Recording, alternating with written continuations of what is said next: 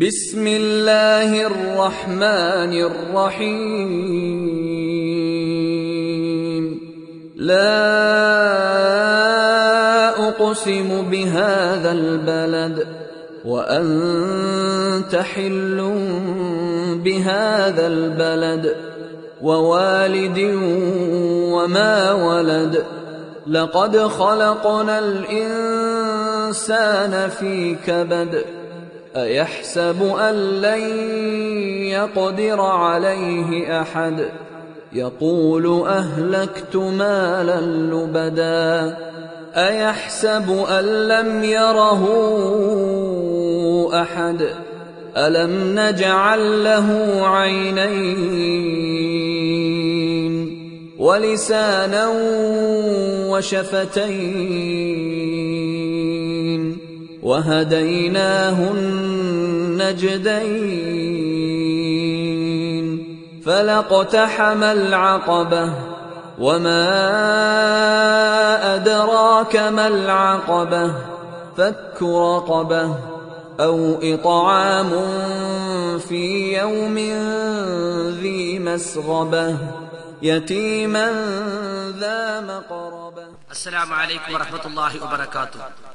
إن الحمد لله نحمده ونستعينه ونستغفره ونعوذ بالله من شرور أنفسنا ومن سيئات أعمالنا من يهده الله فلا مضل له ومن يضلل فلا هادي له وأشهد أن لا إله إلا الله وحده لا شريك له وأشهد أن محمدا عبده ورسوله.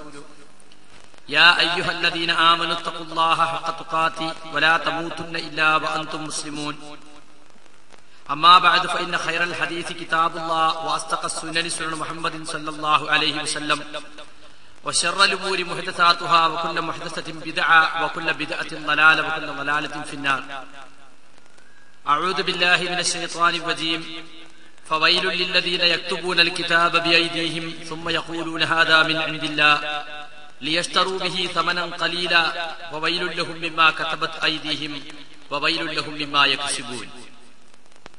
പ്രിയമുള്ള സഹോദരന്മാരെ, സഹോദരികളെ, ഈ വാക്കുകൾ ശ്രദ്ധിക്കുന്ന നല്ലവരായ നാട്ടുകാരെ, ശ്രോതാക്കളെ, സർവാധിനാഥനായ അള്ളാഹുവിന്റെ വിധിവിലക്കുകൾ സൂക്ഷിച്ചുകൊണ്ട് ഇസ്ലാമിന്റെ നിയമനിർദ്ദേശങ്ങൾ പാലിച്ചുകൊണ്ട് തഖ്വയോടെ ജീവിക്കണേ എന്ന റസൂലിന്റെ ഓരോ പ്രസംഗത്തിലുമുള്ള ഉപദേശം ഞാനിവിടെ ആവർത്തിക്കുകയാണ്.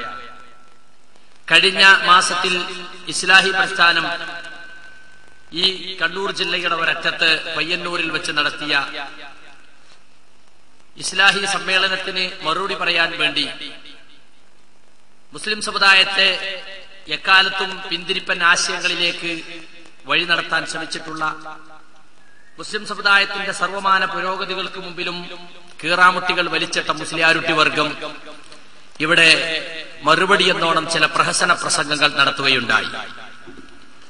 മറുപടി പറയുന്നവർക്ക് മാന്യത ഉണ്ടായിരുന്നെങ്കിൽ ഞങ്ങളുടെ കാസറ്റുകൾ കേട്ട് അതിൽ പറഞ്ഞ ആശയങ്ങൾക്ക് തെളിവുകളുടെ പിൻബലത്തോടെ മറുപടി പറയാൻ അവർക്ക് കഴിയണമായിരുന്നു. പക്ഷേ ആരാന്റെ ഉപ്പും ചോറും മാത്രം തിന്ന് ഹലാലായത് ഒട്ടും തിന്ന് ശീലിച്ചിട്ടില്ലാത്ത മുസ്ലിയാര് വർഗം അവർക്ക് സത്യത്തോടോ നീതിയോടോ പ്രതിപത്തിയില്ല. അവരെ സംബന്ധിച്ചിടത്തോളം ജനങ്ങൾ അവരെ പിന്നാലെ നിൽക്കണം. ജനങ്ങളെ കറവ പശുവിനെ പോലെ ഉപയോഗപ്പെടുത്തി ഞെക്കിപ്പിഴിഞ്ഞ് ചൂഷണം ചെയ്ത് കുറ്റിക്കുടിച്ച് ജീവിക്കണം. അത് മുജാഹിദ് പ്രസ്ഥാനം വന്നാൽ പഴയ പോലെ നടക്കുകയില്ല. ഇത് മാത്രമാണ് മുസ്ലിയാക്കന്മാരെ ഈ മറുപടിക്ക് പ്രേരിപ്പിക്കുന്ന കാര്യം. ജാറമായിട്ടും മൗലീദായിട്ടും ആണ്ടായും അടിയന്തരമായും മരിച്ചാലും മരിച്ചില്ലെങ്കിലും പെറ്റാലും പെറ്റില്ലെങ്കിലും ഒരുപാട് സംഖ്യ സമുദായത്തിന് കിട്ടണം. ഇന്ന കസീറൻ മിനൽ അഹ്ബാരി വറുഹ്ബാനി യഖൂലൂന അംവാലൻ നാസ് ബിൽ ബാത്തിൽ. പണ്ഡിത പുരോഹിതന്മാരിൽ ഒരു വലിയ വിഭാഗം ആളുകളും അള്ളാഹുവിന്റെ ദീൻ പ്രചരിപ്പിക്കാനെന്ന വ്യാജേന പാവപ്പെട്ട ജനങ്ങളുടെ സ്വത്ത് സമ്പത്തുക്കൾ അന്യായമായി തിന്നുന്നു എന്ന് പരിശുദ്ധ ഖുർആൻ പറഞ്ഞിട്ടുണ്ട്. ആ സ്വഭാവമാണ് ഇവിടുത്തെ മുസ്ലിയാക്കന്മാർക്ക് പണ്ട് മുതൽക്കേ ഉള്ളത്.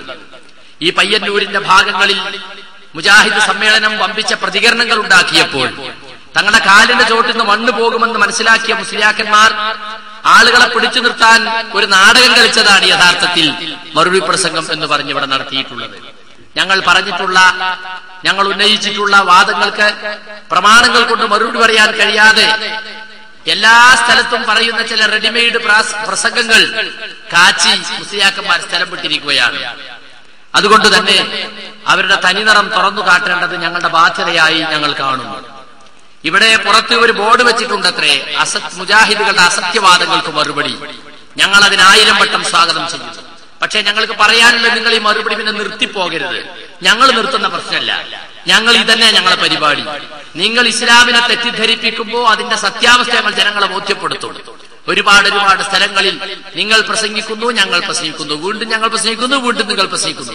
ഒരു 4 ചാല് പൂട്ടുമ്പോ അവിടെ 10 മുജാഹിദ് ഉണ്ടാവും, അവിടെ പള്ളി ഉണ്ടാവും, മദ്രസ ഉണ്ടാവും. ഇതാണ് ഞങ്ങളുടെ അനുഭവം. ഈ പയ്യന്നൂരിനെ സംബന്ധിച്ചിടത്തോളം ഈ പയ്യന്നൂരിന്റെ പരിസര പ്രദേശങ്ങളിൽ ഒരുപാട് ആളുകൾ ഇസ്ലാഹി പ്രസ്ഥാനത്തിലേക്ക് ആകർഷിക്കപ്പെട്ടിട്ടുണ്ട്. നിങ്ങൾ എത്ര മറുപടി പറഞ്ഞു? നിങ്ങൾ മറുപടി പറയും തോറും മുജാഹിദുകൾ വർദ്ധിച്ചുകൊണ്ടേയിരിക്കുകയാണ്. അതുകൊണ്ട് ഞങ്ങൾ അതിനെ വളരെ സന്തോഷപൂർവ്വം സ്വാഗതം ചെയ്യുകയാണ്. എല്ലാ സക്കാഫികളും സാദികളും ദാരിമികളും എല്ലാ മുസ്ലിയാക്കന്മാരും ഒന്നിച്ചു കൂടിയിരുന്ന് മറുപടി തയ്യാറാക്കിക്കോളും. പക്ഷേ ഞങ്ങൾക്കൊരു അഭ്യർത്ഥന മാത്രമാണുള്ളത്. നിങ്ങളുടെ ഞഞ്ഞം വർത്തമാനം ഞങ്ങൾക്ക് കേൾക്കണ്ട. ഞങ്ങൾ പറഞ്ഞതിനുള്ള വ്യക്തമായ മറുപടി ഉണ്ടോ അത് പറയണം. ഞങ്ങൾ ഓരോ കാര്യങ്ങളും തെളിവിന്റെ അടിസ്ഥാനത്തിൽ പറയുമ്പോൾ അതിനുള്ള മറുപടി നിങ്ങൾക്ക് എന്താണുള്ളത്, അതാണ് ഞങ്ങളെ സംബന്ധിച്ചിടത്തോളം ഞങ്ങൾക്ക് കേൾക്കേണ്ടത്, ഞങ്ങളുടെ പ്രവർത്തകർക്ക് കേൾക്കേണ്ടതാണ്. എന്നിട്ട് അതിന്റെ CD നിങ്ങൾ ഇറക്കണം, കാസറ്റ് നിങ്ങൾ ഇറക്കണം. അതെല്ലാം ആളുകൾ കാണട്ടെ, പഠിക്കട്ടെ, മനസ്സിലാക്കട്ടെ. അങ്ങനെ നമുക്ക് നല്ല നിലക്ക് 2 കൂട്ടരും പ്രസംഗിക്കുകയും ജനങ്ങൾ രണ്ടും കേൾക്കുകയും രണ്ടും വിലയിരുത്തുകയും ചെയ്യാനുള്ള അവസരം ഈ നാട്ടിൽ ഉണ്ടാകട്ടെ എന്നാണ് ഞങ്ങൾ ആഗ്രഹിക്കുന്നത്. അതുകൊണ്ട് തന്നെ മറുപടി പ്രസംഗങ്ങളെ ഞങ്ങൾ സ്വാഗതം ചെയ്യുന്നു. മറുപടിയെ ഞങ്ങൾ ഒരിക്കലും പേടിച്ചിട്ടില്ല, പേടിക്കുകയുമില്ല. പക്ഷേ ഞങ്ങളുടെ പ്രസംഗത്തെ പേടിക്കുന്നവരാണ് ജനങ്ങളുടെ കണ്ണിൽ പൊടിയിടാൻ ഇപ്പോൾ തന്നെ മറുപടി എന്ന് പറഞ്ഞിട്ട് ബോർഡ് വെച്ചിരിക്കുന്നത്. അത് തരക്കേടില്ല, ആവേശമൊക്കെ തരക്കേടില്ല. അതിനനുസരിച്ച് ആശയം കൂടി ഉണ്ടായാൽ മതി. പഴയ റെഡിമെയ്ഡ് പ്രസംഗം കാച്ചാതെ ഞങ്ങളിന്ന് പ്രസംഗിക്കുന്ന പ്രസംഗത്തിന്റെ കാസറ്റ് നിങ്ങളുടെ ചെലവിൽ വേണമെങ്കിൽ നിങ്ങൾക്ക് ഇവിടെ ഒന്ന് പിടിക്കാം, അല്ലെങ്കിൽ ഞങ്ങൾ പിടിച്ചതിന്റെ കോപ്പി നിങ്ങൾക്ക് വേണമെങ്കിൽ വാങ്ങാൻ കിട്ടും. എന്നിട്ട് അതിനായിരിക്കണം നിങ്ങൾ മറുപടി പറയേണ്ടത്. അല്ലാതെ നിങ്ങളുടെ സാധാരണത്തെ പോലെ വഷള് പറഞ്ഞിട്ട് നേരം കളയരുത് എന്നൊരു അഭ്യർത്ഥന നടത്തിക്കൊണ്ട് ഞാൻ എന്റെ വിഷയത്തിലേക്ക് കടക്കുകയാണ്. ഇവിടെ മറുപടി പ്രസംഗത്തിന് വന്ന ഒരു മുസ്ലിയാന്റെ വിഷയം തന്നെ മാലമൗലീദുകളായിരുന്നു. മാലമൗലീദുകൾ സത്യസമ്പൂർണങ്ങളാണെന്ന് സ്ഥാപിക്കുവാനാണ് അയാൾ ശ്രമിച്ചത്. മറ്റു പല പ്രാസംഗികരും അവരുടെ പ്രസംഗത്തിന്റെ പല ഭാഗത്തും മാലകളെയും മൗലിദുകളെയും ന്യായീകരിക്കാൻ ശ്രമിച്ചിട്ടുണ്ട്. അതുകൊണ്ട് അതുമായി ബന്ധപ്പെട്ടാണ് എന്റെ പ്രസംഗത്തിന്റെ പ്രധാന ഭാഗം ഞാൻ ഉപയോഗിക്കുന്നത്. എന്താണ് മൗലിദ് എന്ന് പറഞ്ഞാൽ? ജന്മസ്ഥലം, ജന്മസമയം എന്നൊക്കെയാണ് അതിന്റെ അർത്ഥം. ആളുകൾ പറഞ്ഞു മൗലൂദ് എന്നായി പോയതാ. മൗലൂദ് എന്ന് പറഞ്ഞാൽ ജനിച്ച കുട്ടി എന്ന അർത്ഥം. ജനിച്ച കുട്ടിയെ ആഘോഷിക്കാറില്ല എല്ലാവരും. ഇപ്പൊ മൗലൂദ് ആഘോഷം എന്നത് തെറ്റാണ്. മൗലിദ് ആഘോഷമാണ്, ജനിച്ച സമയം ആഘോഷിക്കുക. മുഹമ്മദ് മുസ്തഫ സല്ലല്ലാഹു അലൈഹി വസല്ലം റബീഉൽ അവ്വൽ മാസത്തിൽ ജനിച്ചു. അതുകൊണ്ട് റബീഉൽ അവ്വൽ 1 മുതൽ 12 വരെയാണ് പണ്ടൊക്കെ ആഘോഷമെങ്കിൽ ഇന്ന് റബീഉൽ അവ്വൽ 1 മുതൽ 30 വരെയും 30 കഴിഞ്ഞാലും തീരാത്ത റബീഉൽ ആഖിറിലേക്ക് നീണ്ടുകിടക്കുന്ന ആഘോഷ പരമ്പരകളാണ് നമുക്ക് കാണാൻ സാധിക്കുന്നത്. ഞങ്ങൾക്ക് ഒരേ ഒരു ചോദ്യമാണ് ചോദിക്കാനുള്ളത്. മുസ്ലിയാക്കന്മാരുണ്ടെങ്കിൽ എഴുതി വെക്കട്ടെ, ടേപ്പിൽ പിടിക്കട്ടെ. അല്ലാഹുവിന്റെ റസൂല് 40-ാമത്തെ വയസ്സിൽ വഹയി കിട്ടിയിട്ട് 63-ാമത്തെ വയസ്സിലാണ് വഫാത്തായത്. 22 റബീഉൽ അവ്വൽ കഴിഞ്ഞുപോയി. ഏതെങ്കിലും ഒരു റബീഉൽ അവ്വലിൽ അല്ലാഹുവിന്റെ റസൂല് എന്തെങ്കിലും ഒരു ആഘോഷം സംഘടിപ്പിച്ചോ? ഇന്നെന്റെ മൗലിദാണ്, നിങ്ങൾ സന്തോഷിച്ചു കൊള്ളുക എന്ന് പറഞ്ഞുകൊണ്ട് അല്ലാഹുവിന്റെ റസൂല് 4 കാരക്കെങ്കിലും വിതരണം ചെയ്തോ? സഹാബികൾ ഒരു 10 സലാത്തെങ്കിലും അധികം ചൊല്ലിയോ? എന്തെങ്കിലും ഒരു പ്രത്യേക മധുപറച്ചിലവർ സംഘടിപ്പിച്ചിട്ടുണ്ടോ? അതാണ് ഞങ്ങൾക്ക് അറിയേണ്ടത്. അതുപോലെ തന്നെ നബിയുടെ കാലശേഷം ജീവിച്ച 30 കൊല്ലം ഖുലഫാഉർ റാഷിദീങ്ങൾ ഭരണം നടത്തി. ഹിജ്റ 110-ലാണ് അവസാനത്തെ സഹാബി മരണപ്പെടുന്നത്. ആ സഹാബികൾ അവര് റസൂലിന് ശേഷം 1 നൂറ്റാണ്ട് ജീവിച്ചിട്ട് ഒരിക്കലെങ്കിലും 99-ഓളം ജന്മദിനങ്ങൾ റസൂലിന്റേത് കഴിഞ്ഞു പോയിട്ട് സഹാബികൾ ആരെങ്കിലും ഒരു ജന്മദിനം കൊണ്ടാടിയോ? എന്തിന് ഞങ്ങൾ സമർത്ഥിക്കാൻ ശ്രമിക്കണം? മുസ്ലിയാക്കന്മാർ തന്നെ സമ്മതിച്ച യാഥാർത്ഥ്യമാണ്. റസൂൽ സല്ലല്ലാഹു അലൈഹി വസല്ലമയുടെ കൽപ്പനകൾ അക്ഷരം പകർത്തിയ ആദ്യ നൂറ്റാണ്ടുകാരുടെ കാലത്ത് ഇങ്ങനെയൊരു ജന്മദിനം കൊണ്ടാടേണ്ടെന്ന് ആവശ്യമുണ്ടായിരുന്നില്ല. ഹിജ്റ 4-ാം നൂറ്റാണ്ട് മുതൽ ഈ സമ്പ്രദായം ഉടലെടുക്കുകയും തദ്വിഷയകമായി നിരവധി ഗ്രന്ഥങ്ങൾ വിരചിതമാവുകയും ചെയ്തുവെന്ന് അവർ അവരുടെ സുന്നി വോയിസ് 1981 ഡിസംബർ 18 എഴുതി വെച്ചിട്ടുണ്ട്. എന്ന് പറഞ്ഞാൽ ഈ ദീനിൽ അത് ഉൾപ്പെട്ടതല്ല. അൽയൗമ അക്മൽതു ലക്കും ദീനക്കും വഅത്മംതു അലൈക്കും നിഅമതി വറളീതു ലക്കുൽ ഇസ്ലാമ ദീന. ഇന്ന് നിങ്ങൾക്ക് നിങ്ങളുടെ ദീനിനെ പൂർത്തിയാക്കി തരുന്നു, വഹ്യാകുന്ന അനുഗ്രഹം സമ്പൂർണ്ണമാക്കിയിരിക്കുന്നു, ഇസ്ലാമിനെ നിങ്ങൾക്ക് ഇതാ മതമായി തൃപ്തിപ്പെടുന്നുവെന്ന് അവസാനത്തെ ഹജ്ജിൽ അല്ലാഹു ഇറക്കിയ ആയത്ത്. അതിനുശേഷം ദീനിലൊന്നും കൂട്ടിച്ചേർക്കാനോ വെട്ടിച്ചുരുക്കാനോ ആർക്കും അവകാശമില്ലെന്ന് റസൂൽ അസന്നിഗ്ധമായി പഠിപ്പിച്ചിട്ടുണ്ട്. നമ്മുടെ കാലത്തില്ലാത്ത വല്ല പ്രവൃത്തിയും ആരെങ്കിലും ഈ ദീനിൽ ചെയ്താൽ അത് സ്വീകാര്യമല്ല. അള്ളാഹുവിന്റെ അടുക്കൽ അതിനൊരു വിലയുമില്ല. നമ്മുടെ കാലത്തില്ലാത്ത വല്ല കാര്യങ്ങളും ഈ ദീനിൽ ആരെങ്കിലും പുതുതായി കടത്തിക്കൂട്ടിയാൽ അത് ഫഹുവ റദ്ദുൻ, അത് അസ്വീകാര്യമാണ്, അള്ളാഹു സ്വീകരിക്കുന്നതല്ല. അപ്പൊ ഈ കാര്യം എന്ന് പറയുന്നത് ദീനിന്റെ കാര്യമാണ്. ദീനിന്റെ കാര്യത്തിൽ ആര് പുതിയത് കടത്തിക്കൂട്ടിയാലും അത് അസ്വീകാര്യമാണെന്നും റസൂലിന്റെയും സഹാബത്തിന്റെയും കാലത്തില്ലാത്ത വല്ല അമലും ഈ മതത്തിന്റെ പേരിൽ ആരെങ്കിലും പുതുതായി ചെയ്താൽ അത് ഏറ്റവും വൃത്തികെട്ടതാണെന്നും റസൂൽ പഠിപ്പിക്കുകയാണ്. കാര്യങ്ങളിൽ ഏറ്റവും മോശമായത് പുതുതായി കടത്തിക്കൂട്ടപ്പെട്ട കാര്യങ്ങളാണ്.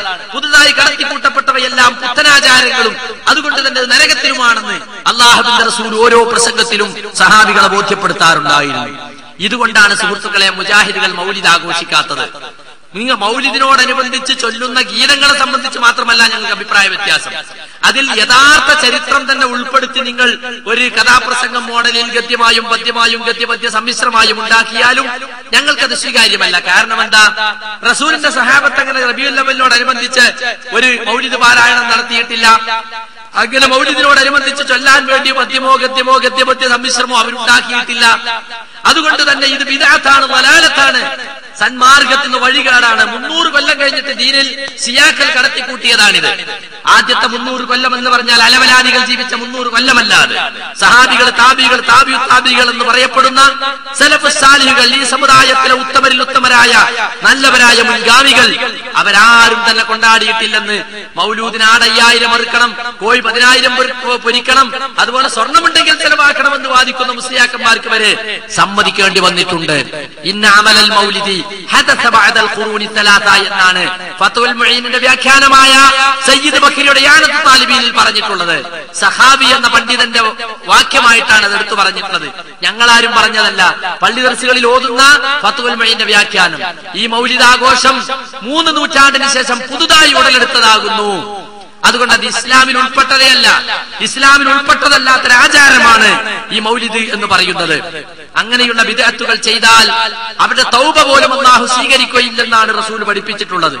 ഇന്നല്ലാഹ യഹ്തജറ തൗബത അൻ സാഹിബ് അൻ കുല്ലി സാഹിബി ബിദ്അത്തിൻ ഹത്താ യദഅ ബിദ്അതഹു. ബിദ്അത്തുകൾ അനുഷ്ഠിക്കുന്നവരാൾ, ബിദ്അത്തായ വിശ്വാസങ്ങൾ, ബിദ്അത്തായ ആചാരങ്ങൾ കൊണ്ടു നടക്കുന്ന ആൾ ആ ബിദ്അത്തിനെ പാടെ ഉപേക്ഷിക്കുന്നത് വരെ അയാളുടെ പശ്ചാത്താപം അല്ലാഹു സ്വീകരിക്കുന്നതല്ല. പടച്ചവനെ എന്റെ പാപം പൊറുക്കണേ, എന്നോട് ക്ഷമിക്കണേ എന്നൊക്കെ പ്രാർത്ഥിക്കുന്ന മുസ്ലിയാക്കന്മാരുണ്ടല്ലോ, അവർ ഈ ബിദ്അത്ത് ചെയ്യുന്നവരാണെങ്കിൽ അല്ലാഹു സുബ്ഹാനഹു വ തആല ഒരിക്കൽ പോലും അവരുടെ ആ പശ്ചാത്താപം സ്വീകരിക്കുന്നതല്ലെന്ന് വ്യക്തമായി തന്നെ റസൂലുള്ളാഹി സ്വല്ലല്ലാഹു അലൈഹി വസല്ലം പറഞ്ഞതായിട്ട് അൽ അഹാദീസുൽ മുഖ്താറയിൽ ഉദ്ധരിക്കുന്നത് നമുക്ക് കാണുവാൻ സാധിക്കും. ളിയാഉദ്ദീനുൽ മുഖദ്ദിസിയുടെ ആ അഹാദീസുൽ മുഖ്താറ ആ വ്യക്തമായ സനദോട് കൂടി ഉദ്ധരിച്ചിട്ടുണ്ട്. അതുകൊണ്ട് തന്നെ ശിർക്ക് മൂലം നമ്മുടെ പാപങ്ങൾ അല്ലാഹു സുബ്ഹാനഹു വ തആല പൊറുക്കുന്നതിന് നിറം മങ്ങുമെന്നും നമ്മുടെ പാപങ്ങൾ പൊറുക്കപ്പെടുകയില്ലെന്നും നമ്മൾ പറഞ്ഞിട്ടുണ്ട്. ശിർക്കാകുന്ന പാപം പ്രത്യേകിച്ചും പൊറുക്കുകയില്ല. അതുപോലെ തന്നെ ബിദ്അത്ത് ചെയ്ത ആളുടെ തൗബ അല്ലാഹു തടഞ്ഞു വെച്ചിരിക്കുകയാണ്. അതൊരിക്കലും അല്ലാഹുവിൽ എത്തുകയില്ല, സ്വീകരിക്കുന്നതല്ല.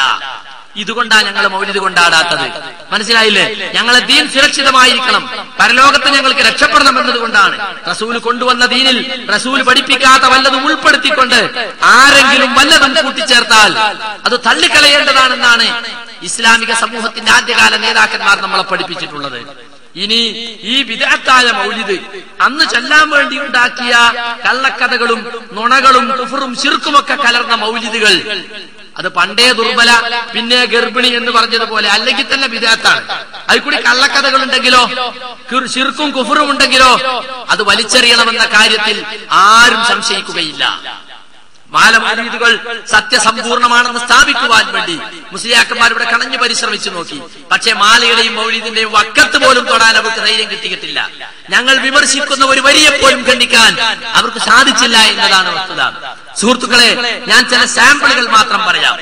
ചാല മുഹമ്മദ് മൗലിദ് എന്ന് പറഞ്ഞൊരു മൗലിദുണ്ട്. മുഹമ്മദ് നബിയെ ഉണ്ടാക്കി എന്ന മൗലിദിന്റെ പേര് തന്നെ. അതിൽ തുടങ്ങുന്നത് എങ്ങനെ അറിയോ?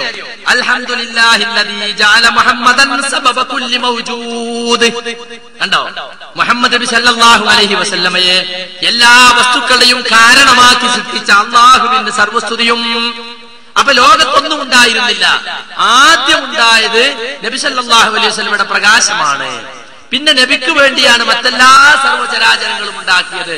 നബിക്ക് വേണ്ടിയാണ് ലോകത്തെ പടച്ചത് എന്ന കള്ളക്കഥ പരിശുദ്ധ ഖുർആനിൽ എവിടെയും പറഞ്ഞിട്ടില്ല. ഖുർആനിൽ ഈ ലോകത്തെ സൃഷ്ടിച്ചതിനെ സംബന്ധിച്ച് പലയിടത്തും പറഞ്ഞിട്ടുണ്ട്. അവിടെയൊക്കെ മുഹമ്മദ് നബിയാണ് ഇതിന്റെയൊക്കെ കാരണക്കാരനെന്ന് ഖുർആനിൽ 6000-ലധികം വരുന്ന ആയത്തിൽ എവിടെയും പറഞ്ഞിട്ടില്ല. റസൂലുള്ളാഹി സ്വല്ലല്ലാഹു അലൈഹി വസല്ലമയുടെ ഹദീസുകളിൽ കിതാബ് ബദഇൽ ഖൽഖ്, സൃഷ്ടിപ്പിന്റെ ആരംഭം എന്ന പ്രത്യേക അധ്യായം തന്നെ ബുഖാരി, മുസ്ലിം പോലുള്ള ഹദീസ് ഗ്രന്ഥങ്ങളിലൊക്കെ കാണാൻ സാധിക്കും. ആ ഹദീസ് ഗ്രന്ഥങ്ങളിൽ എവിടെയും തന്നെ റസൂലിന്റെ പ്രകാശമാണ് ആദ്യം സൃഷ്ടിച്ചതെന്നും അദ്ദേഹത്തിന്റെ കാരണത്താലാണ് മറ്റ് പ്രാപഞ്ചിക വസ്തുക്കളെ, ചരാചരങ്ങളെ സൃഷ്ടിച്ചതെന്നും പറഞ്ഞിട്ടില്ല. അതുകൊണ്ട് പച്ച നുണയാണ് സുഹൃത്തുക്കളെ ജാല മുഹമ്മദ് മൗലിദിന്റെ ആദ്യ വാചകം തന്നെ. അതുപോലെ തന്നെ നമുക്ക് കാണുവാൻ സാധിക്കും റസൂലുള്ളാഹി സ്വല്ലല്ലാഹു അലൈഹി വസല്ലമയുടെ ഒരു മുഅ്ജിസത്തായിക്കൊണ്ട് ബദർ യുദ്ധത്തിൽ സംഭവിച്ച ഒരു സംഗതി എന്താറിയോ?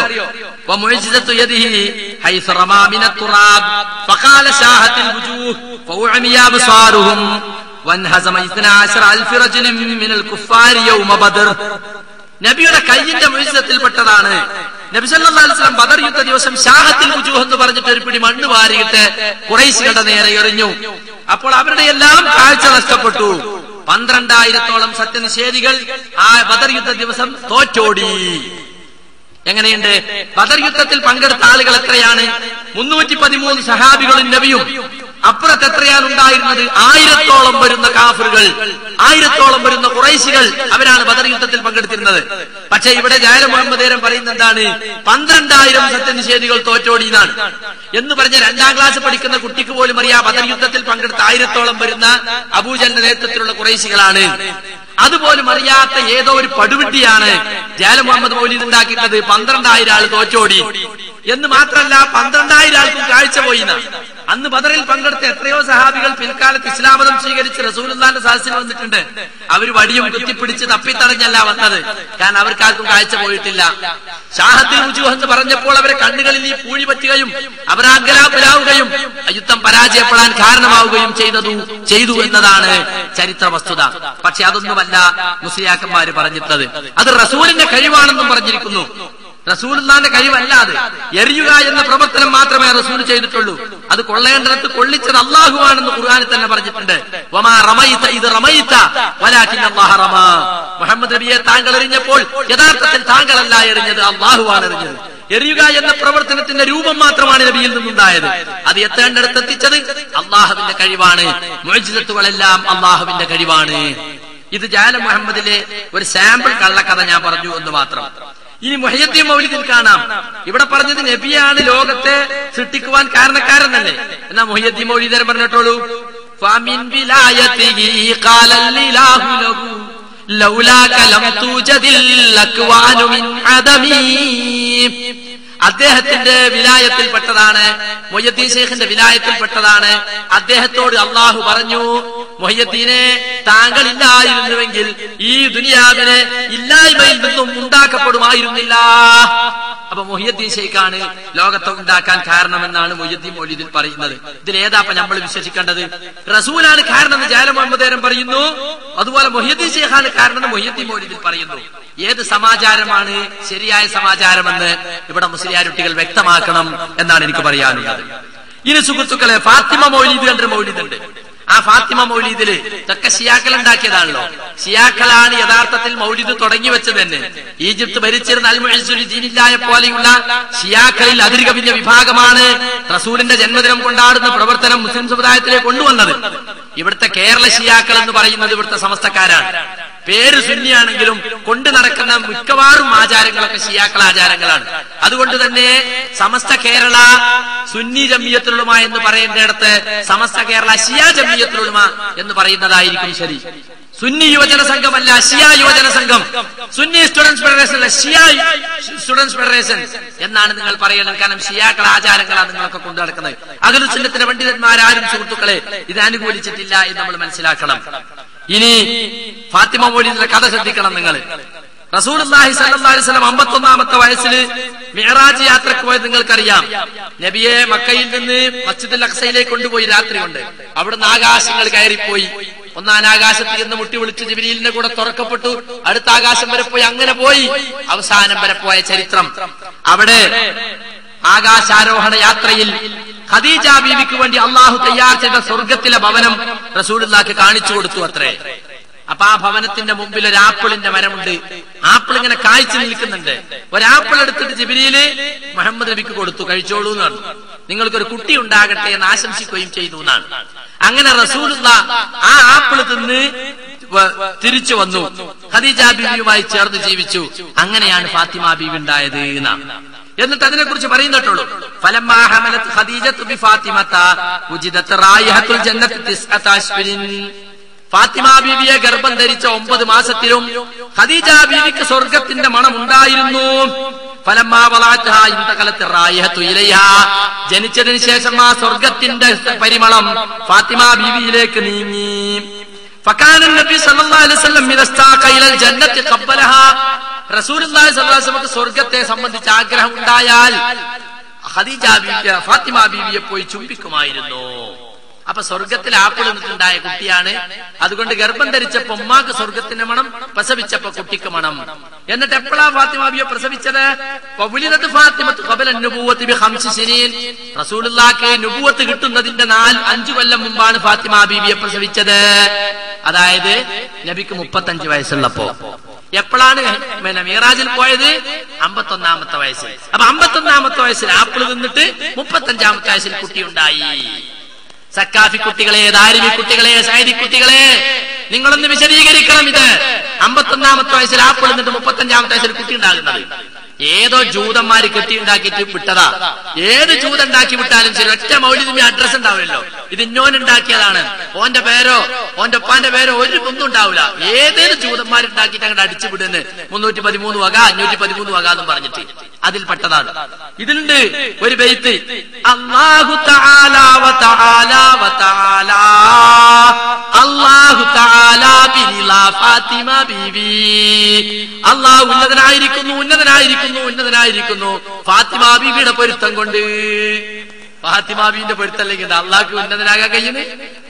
അപ്പൊ ഒരു മുസ്ലിയാർ പറയും അവിടെ എർലാന്നാണ് മൗലവി. എർലാന്നാണെങ്കിൽ നമുക്ക് അവസാനം യാ ആടുക, അലിഫല്ല. അവിടെ 2 പുള്ളി ഉണ്ടാവും. അപ്പൊ സുഹൃത്തുക്കളെ, ഈ തരത്തിലുള്ള പൊട്ടത്തരങ്ങൾ ഊതി വെച്ച് ഇതൊക്കെ വിശ്വസിക്കണം. ഇതൊക്കെ ചോദ്യം ചെയ്താൽ നമ്മൾ 22 കയറ്റ സുന്നിയാവൂല. നമ്മൾ സുന്നിന്റെ നടുക്കണ്ടാണെങ്കിൽ എന്ത് വേണം? എന്ത് പറഞ്ഞാലും കണ്ടതും കേട്ടൊക്കെ വിശ്വസിക്കും. അതുകൊണ്ടാണ് ഞങ്ങൾ ഖുറാബി എന്ന് വരെ വിളിക്കണത്. നിങ്ങൾ അത് വിളിക്കല്ലിട്ടോന്നാ. പിന്നെ എന്തെന്നാ വരെ വിളിക്കേണ്ടത്? ഖുറാബി എന്നാ കണ്ടതും കേട്ടതും വിശ്വസിക്കണമെന്നാ അർത്ഥം. അങ്ങനെയുണ്ടോ എന്നാ അതും വിശ്വസിക്ക, അങ്ങനെയുണ്ടോ എന്നാ അതും വിശ്വസിക്ക. ഖുറാബി ആണ്, മനസ്സിലായില്ലേ? അതുകൊണ്ട് ഖുറാഫികൾ ഇതൊന്ന് വിശദീകരിക്കണം. എന്തെങ്കിലും അസുഖം വന്നാൽ അപ്പ നീർച്ചയാക്കാണ് മാല ചെല്ലാൻ, അല്ലെങ്കിൽ മൗലിദ് ഓതാൻ. ഈ കള്ളക്കഥകൾ ചൊല്ലിയാ രോഗം മാറുന്ന ഖൗമിന്റെ വിചാരം. വിലപിടിപ്പുള്ള വസ്തുക്കൾ കളഞ്ഞുപോയാൽ അവിടെയും പിന്നെ മൗലൂദ് ഓതാൻ നേർച്ചയാക്കും, മാല ചൊല്ലിക്കാൻ നേർച്ചയാക്കും. എന്താ? അല്ലാഹു സുബ്ഹാനഹു വ തആല കള്ളന് കറാമത്ത് കാണിച്ചു കൊടുത്തിട്ട് ആ വസ്തുവിനെ തിരികെ കൊടുപ്പിക്കുന്നതാണ് ഖുറാഫി ഖൗമിന്റെ വിശ്വാസം. ആരോ എഴുതിണ്ടാക്കിയത് മാത്രല്ല, സമസ്തക്കാരെ സംബന്ധിച്ചിടത്തോളം അവർ ഈ മാല മൗലീദുകളെ സംബന്ധിച്ചൊക്കെ പറഞ്ഞിട്ടുള്ള കാര്യങ്ങൾ 1933 മാർച്ച് 5 ഫറോക്കിൽ വെച്ച് ചേർന്ന അവരുടെ സമ്മേളനത്തിന്റെ പ്രമേയം കേട്ടോളൂ. കേരളത്തിലെ മുസ്ലിമീങ്ങളിൽ അനേക കൊല്ലമായിട്ട് നിരാക്ഷേപമായി നടന്നു വന്നതും ഇപ്പോഴും നടത്തിവരുന്നതുമായ താഴെ വിവരിക്കുന്ന കാര്യങ്ങൾ അഹ്ലുസുന്നത്ത് വൽ ജമാഅത്തിന്റെ ഉലമാക്കളാൽ മതാനുസാരങ്ങളാണെന്ന് സ്ഥിരപ്പെടുത്തപ്പെട്ടവയാണെന്നും ഇവ മതവിരുദ്ധങ്ങളാണെന്നോ ശിർക്കാണെന്നോ പറയുന്നവർ സുന്നികളല്ലെന്നും അവർ ഇമാമത്തിനും ഖത്തീബ് സ്ഥാനത്തിനും ഖാദി സ്ഥാനത്തിനും കൊള്ളാത്തവരാണെന്നും ഈ യോഗം തീരുമാനിക്കുന്നു. 33 പാസാക്കി 50 കൊല്ലം തികഞ്ഞ് 1953 അതിന് കരണ്ട് ഒടിപ്പിച്ച് വീണ്ടും ജീവൻ വെപ്പിച്ചു. ഇപ്പോൾ വഹാബി മൗദൂദി ഐക്യം അലിസ്ലാമികം എന്ന പുസ്തകത്തിൽ എ.പി. കുട്ടികൾ പറയുന്നു ഇത് മുന്തിയ പ്രമേയമാണ്, സുന്നികളും അസുന്നികളും തമ്മിൽ വ്യത്യാസമുള്ള 20ഓളം വിഷയങ്ങൾ ഇതിൽ പറഞ്ഞിട്ടുണ്ട്. എന്നിട്ട് എന്താ പറഞ്ഞത്? ഈ പറഞ്ഞ കാര്യങ്ങളൊക്കെ നിരാക്ഷേപം നടന്നു വരുന്നതാണ്. നിരാക്ഷേപം തന്നെ ആരും ആക്ഷേപിക്കാതെ, അവരെ കൂട്ടത്തിൽ ആരും ആക്ഷേപിക്കുന്നുണ്ടാവില്ല. കാരണം അതിന്റെ പങ്കുപറ്റികൾ ആക്ഷേപിക്കുമല്ലോ. ഏറെ മറിച്ച് മുജാഹിദ് പ്രസ്ഥാനത്തിലെ പണ്ഡിതന്മാർ എക്കാലത്തും ആക്ഷേപിച്ചിട്ടുണ്ട്. എന്നു മാത്രമല്ല, അഹ്ലുസുന്നത്ത് വൽ ജമാഅത്തിന്റെ ഉലമാക്കളാൽ സ്ഥിരപ്പെടുത്തപ്പെട്ടവയാണ്. സ്ഥിരപ്പെട്ടതല്ല, പെടുത്തിയതാ. അത് ഏത് അഹ്ലുസുന്നത്ത്? ഇവര് പറയണേ ഖുറാബി അഹ്ലുസുന്നത്ത്, അല്ലാതെ യഥാർത്ഥ അഹ്ലുസുന്നത്ത് വൽ ജമാഅത്തിന്റെ പണ്ഡിതന്മാര് ഈ പറഞ്ഞ കാര്യങ്ങളൊന്നും സ്ഥിരപ്പെടുത്തിയിട്ടില്ല. എല്ലാ ശിർക്കും കുഫറും ഇതിൽ ന്യായീകരിച്ചിരിക്കുകയാണ്. അതിന്റെ അവസാനത്തെ ഭാഗത്ത് കാണാം മങ്കൂസ് മുതലായ ബിർദുകൾ, ബദരിയത്ത് ബൈത്ത്, ബദർമാല, മുഹിയത്തിമാല, റിഫായിമാല മുതലായ നേർച്ചപ്പാട്ടുകൾ ചൊല്ലുകയും ചൊല്ലിക്കുകയും ചെയ്യൽ. കണ്ടോ? അപ്പൊ ഇതൊക്കെ ചൊല്ലാത്തവൻ സുന്നിയല്ല. അവനെ ഖാദി സ്ഥാനത്തിന് പറ്റൂല, ഖത്തീബ് സ്ഥാനത്തിന് പറ്റൂല. മൊയ്യദ്ദീമാലയും മങ്കൂസ് മൗലിദും ദിഫായിമാലയും ബദർമാലയും ഒന്നും ചൊല്ലാത്തവൻ എന്തല്ല, സുന്നിയല്ല. അത് തെറ്റാണെന്ന് പറഞ്ഞാൽ അവനെ ഖാദിയാർ സ്ഥാനത്ത് പിരിച്ചുവിടും എന്ന് മുസ്ലിയാക്കന്മാർ ഭീഷണി മുഴക്കി പ്രമേയം പാസാക്കിയിരിക്കുകയാണ്. സുഹൃത്തുക്കളെ, എന്താ കാരണം എന്നറിയോ? ജനങ്ങളുടെ ഇടയിൽ ഇത് വിശദീകരിച്ചപ്പോ മുസ്ലിയാക്കന്മാർ തന്നെ സമ്മതിക്കാൻ തുടങ്ങി, അത് തെറ്റഞ്ഞാട്ടോ, അത് തെറ്റഞ്ഞാട്ടോ. അപ്പൊ സ്വാഭാവികമായും കാലിനടിയിലെ മണ്ണ് പോകാൻ തുടങ്ങിയപ്പോ മുസ്ലിയാക്കന്മാര് പ്രമേയത്തിലൂടെ ജനങ്ങളെ പിടിച്ചു നിർത്താൻ വേണ്ടി ശ്രമിച്ചതാ. ഇതിൽ തന്നെ വേറെ കഥ പറയുന്നുണ്ട് ഈ ഫാത്തിമ മൗലിദില്. ആദം നബി അലൈഹി സ്വലാത്തു വസ്സലാം, അതുപോലെ തന്നെ ഹവ്വാ ബീവി, അവരെയൊക്കെ ജിബ്രീൽ ഇങ്ങനെ കൊണ്ടു നടക്കാണ്. സ്വർഗീയ ലോകത്ത് ഇങ്ങനെ കൊണ്ടു നടക്കുമ്പോ ഒരു സ്വർണ്ണ കൊട്ടാരത്തിലേക്ക് പോയി. അവിടെ മരതകം കൊണ്ടുള്ള ഒരു കട്ടില് കണ്ടു. ആ കട്ടിലിൽ ഒരു കുബ്ബ കണ്ടു. ആ കുബ്ബമ്മേലൊരു ചിത്രമുണ്ട്, ഒരു ഫോട്ടോ ഉണ്ട്.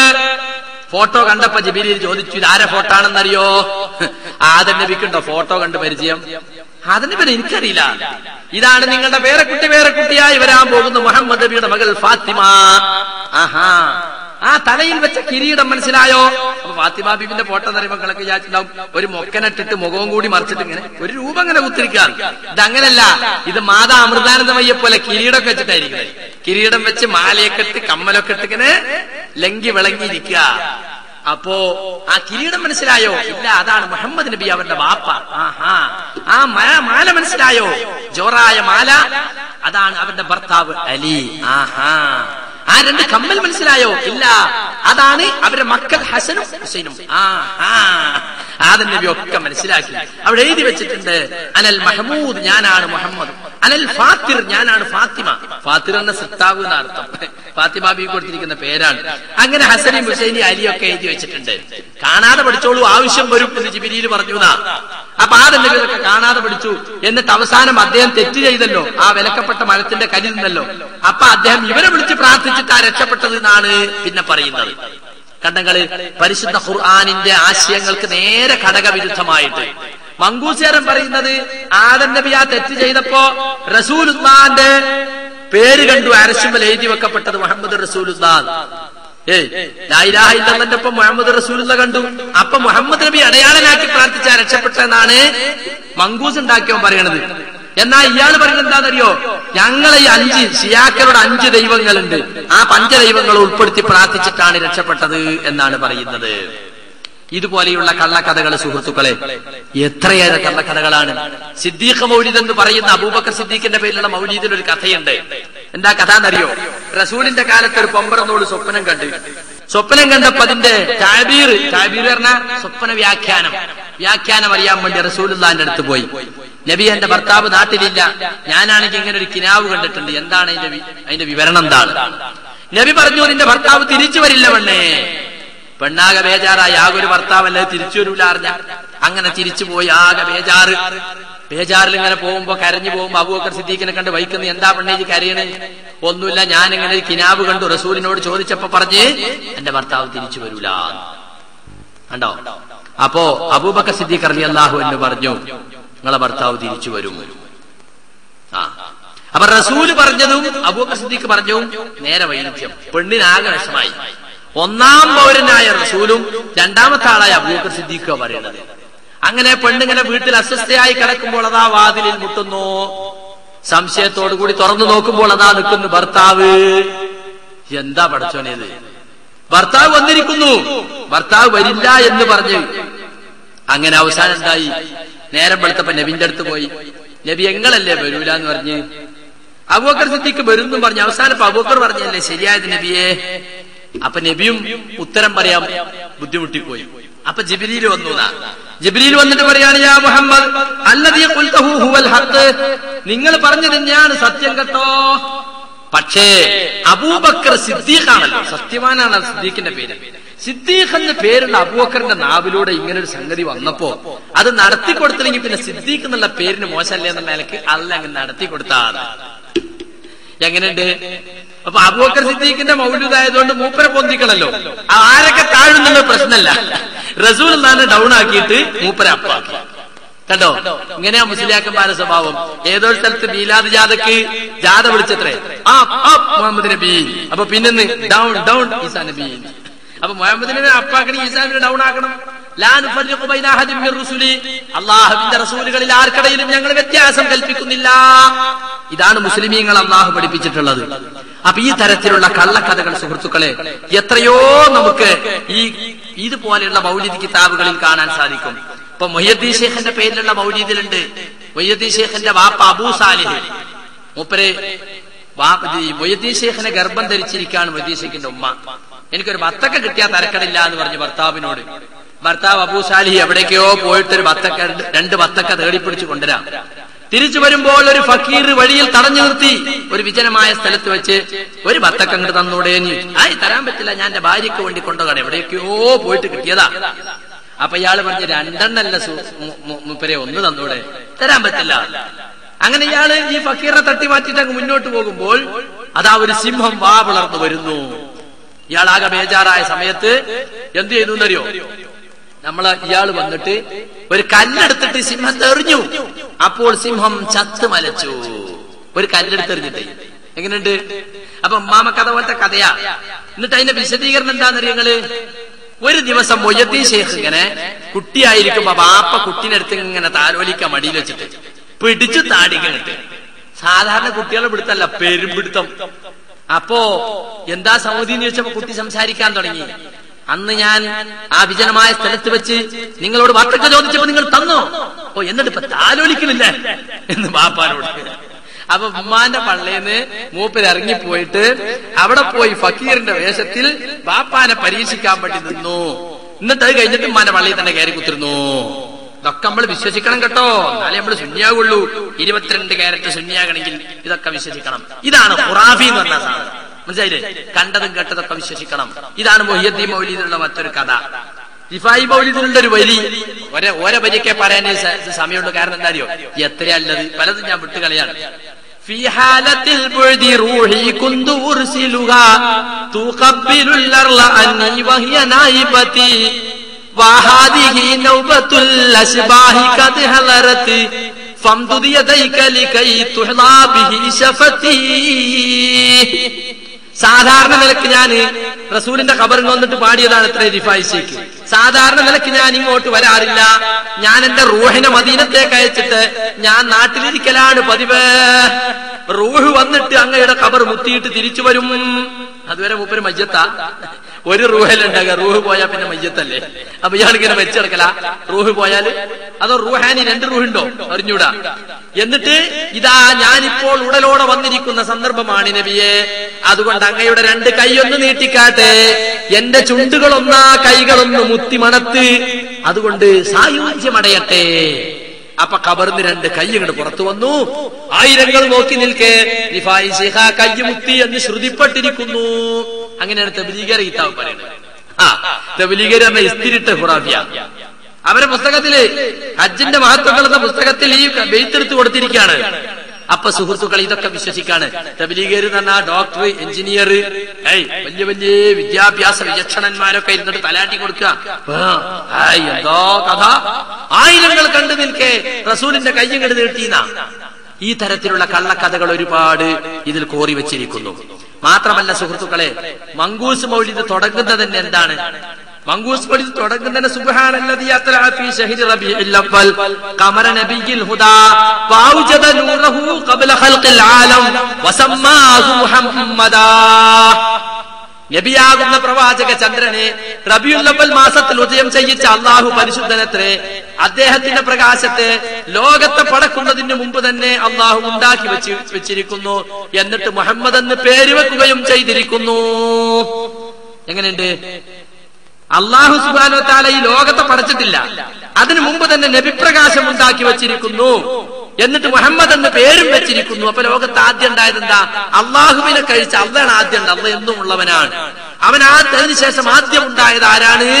മുഹമ്മദ് നബിയുടെ പ്രകാശമാണ്. ഈ പൊട്ട പോയത്തം സുഹൃത്തുക്കളെ നമ്മുടെ സുഹൃത്തുക്കൾ വിശ്വസിച്ച് നടക്കുകയാണ്. റസൂലുള്ളാഹിന്റെ പ്രകാശം. ഇവിടെ പ്രസംഗിച്ചൊരു മുസ്ലിയാർ 2 കള്ള ഹദീസുകൾ ഉദ്ധരിച്ചു. ഒന്ന്, ജാബിർ റളിയല്ലാഹു അൻഹുവിനോട് ജാബിർ റളിയല്ലാഹു അൻഹു നബിയോട് ചോദിച്ചു, നബിയേ അഖ്ബിർനി അൻ അവ്വലി ശൈഇൻ ഖലഖഹു അല്ലാഹു തആല, അല്ലാഹു സൃഷ്ടിച്ച വസ്തുക്കളിൽ ഒന്നാമതായി സൃഷ്ടിച്ച വസ്തു ഏതാണെന്ന് നബിയേ നിങ്ങൾ എനിക്കൊന്ന് പറഞ്ഞു തരണം. അപ്പോ മറുപടി കൊടുത്ത എന്താണെന്നറിയോ? ജാബിറേ, നിങ്ങളുടെ നബിയുടെ പ്രകാശമാണ് അല്ലാഹു ഒന്നാമതായി പടച്ചത്. കള്ള ഹദീസ് അത്. മുസ്ലിയാക്കന്മാര് പറയുന്നത് മുസന്നഫ് അബ്ദുർ റസാഖിലുണ്ട്. ഒരു സഖാബി പ്രസംഗിച്ചപ്പോ ഞാൻ ചോദിച്ചു, മുസ്ലിയാരെ മുസന്നഫിലുണ്ട് എന്ന് പറഞ്ഞാൽ പോരാ, ആയിരക്കണക്കിന് ഹദീസിന്റെ മുസന്നഫ് അബ്ദുർ റസാഖിൽ ഏത് അധ്യായത്തിൽ എത്രാമത്തെ നമ്പർ എന്നൊക്കെ പറയണം. മൗലവി തെരഞ്ഞിട്ട് കണ്ടില്ലല്ലേ, അത് മവാഹിബുൽ ലദുന്നിയയിലുണ്ട്. അപ്പൊ മൂപ്പരും തെരഞ്ഞിട്ട് കാണൂല, ഇല്ലാത്തത് കാണൂ.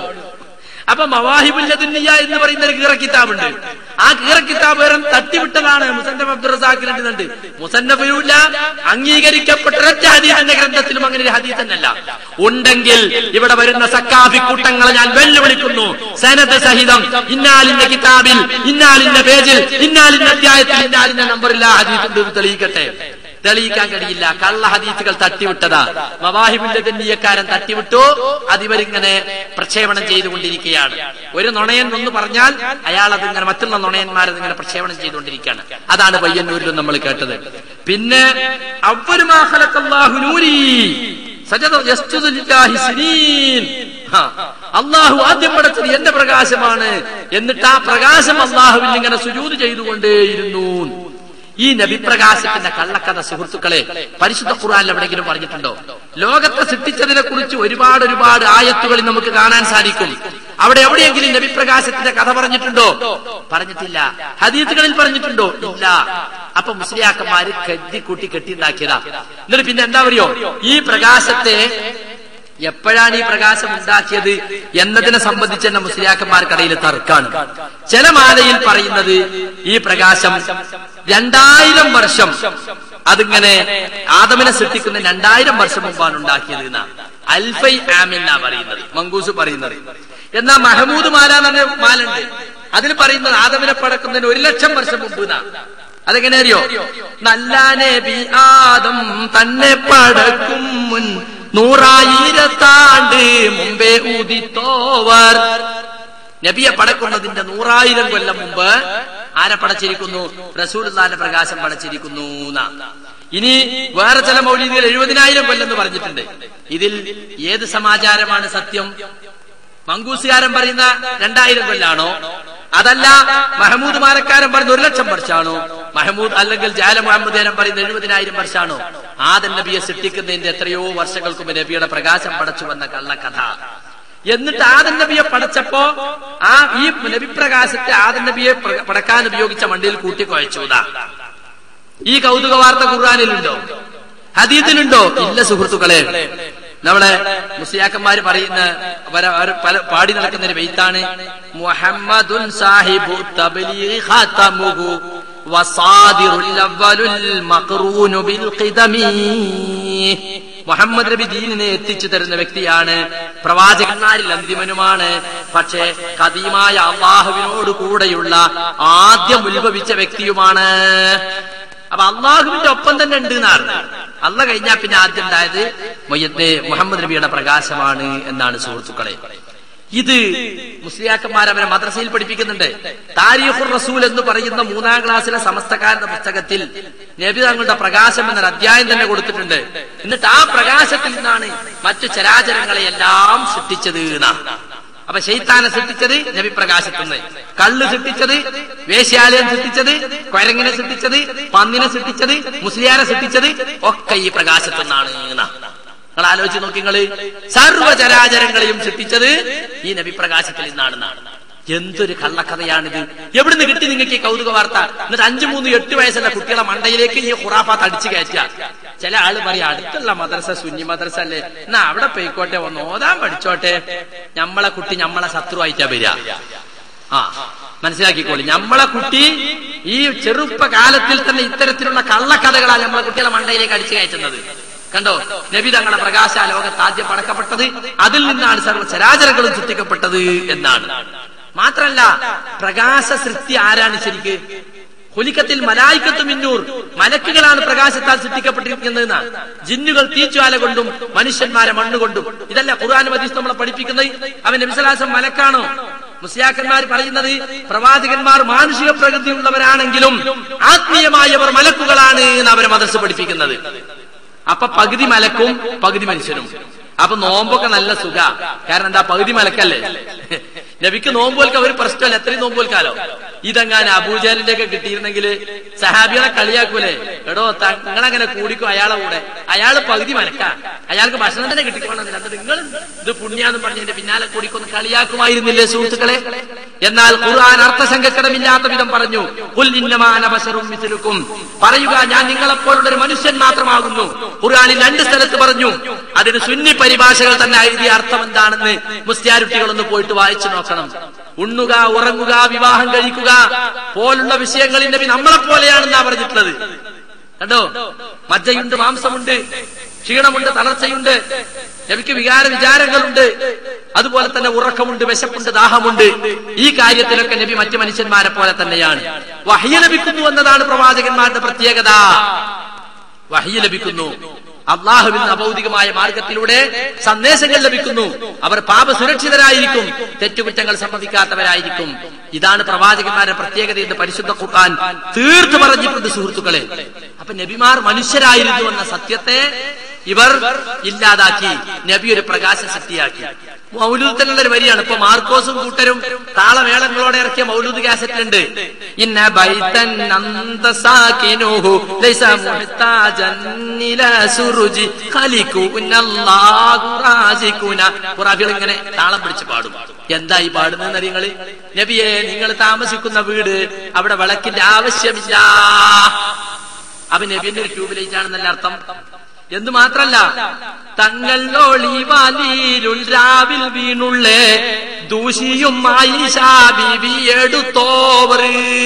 ദൂഷി സൂചി കാണാതെ വീണുപോയി, കാണുന്നില്ല. അപ്പൊ നമ്മള് ഭർത്താവിനോട് ടോർച്ച് നിന്നിട്ട് അടിക്കുന്നറിയില്ലേ എന്നതുപോലെ ആയിഷ ബീവി നിങ്ങളൊന്നും നിന്നാണ് നബിയെ, നിങ്ങൾ വെളിച്ചത്തിൽ ആ ടോർച്ച് നിർത്താട്ടെ ഞാന്. ഇങ്ങനെയുണ്ട്. അപ്പൊ നബി സല്ലല്ലാഹു അലൈഹി വസല്ലമയുടെ സ്ഥിതി എന്താ? നബിയെ സംബന്ധിച്ച് പറഞ്ഞിട്ടുണ്ട്, നബി ഇങ്ങനെ നിസ്കരിക്കും. ഇന്നത്തെ പോലെ വിശാലമായ റൂമൊന്നല്ല, രാത്രി എണീറ്റ് ദീർഘമായി നിസ്കരിക്കുമ്പോ ആയിഷാ ബീവി മുമ്പ് കിടക്കുന്നുണ്ടാവും. നബി സുജൂദ് ചെയ്യുമ്പോഴേക്ക് ആയിഷാ ബീവി കാല് നീട്ടിണ്ടാവും. ചെറുപ്രായം പെണ്ണല്ലേ. നബി കാലുകിട്ട് പിടിച്ച് മാറ്റിയിട്ട് അവിടെയാണ് സുജൂദ് ചെയ്യുക. 2ാമത്തെ റക്അത്തിലേക്കല്ലോ പിന്നെയും. ഇത് ഹദീസിലുള്ളത്. ആയിഷാ ബീവി പറയാണ്, മയ്യിത്തുകട്ടിൽ മുമ്പിൽ വെച്ചതുപോലെ ഞാൻ കിടക്കാറുണ്ട്. മുസ്ലിയാക്കന്മാര് പറഞ്ഞ ഭാര്യയെ തൊട്ടാ ഒന്നു മുറിയുന്ന. അപ്പൊ നബിന്റെ ഒന്നു എന്താ, കോൺക്രീറ്റ് ഒന്നുവാ തന്നെ. അപ്പൊ പറയും മുസ്ലിയാക്കന്മാർ അവിടെ മറയുണ്ടായിരുന്നു രാത്രി കിടക്കുമ്പോഴേ. നബി എന്താ ഇലക്ട്രിക്കിന്റെ പണിയിൽ പോയ ഗ്ലൗസ് ഇട്ടിട്ടാ കിടക്കല്? അതല്ല, ആയിഷ ബീബി ചുരിദാറും സോക്സും ഇട്ടിട്ടാ കിടക്കല്? എന്തായി പറയുന്നത്? അപ്പൊ അത് വേറെ വിഷയമാണ്, കൂട്ടത്തിൽ പറഞ്ഞു തന്നുള്ളൂ. ഞാൻ ചോദിക്കട്ടെ, ആ ഹദീസിൽ അവസാനമുണ്ട് വൽ ബുയൂത്ത് ലൈസ ഫിഹാ മസാബിഹ്. അന്ന് വീടുകളിൽ, നബിയുടെ വീടുകളിൽ വിളക്കുണ്ടായിരുന്നില്ല.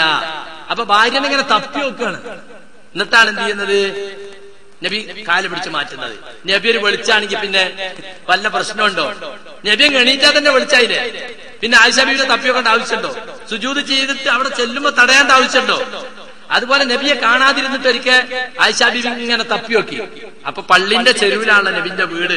പള്ളിയിൽ നബി ഇങ്ങനെ കടന്നിട്ട് ആയിഷാന്റെ തലേന്ന് ചീക്കാൻ തന്നെ വീട്ടിൽ നിന്ന് ചീകി കൊടുക്കുക. എന്നാൽ ഉടലും തലയും തമ്മിലെ വ്യത്യാസമുണ്ട്.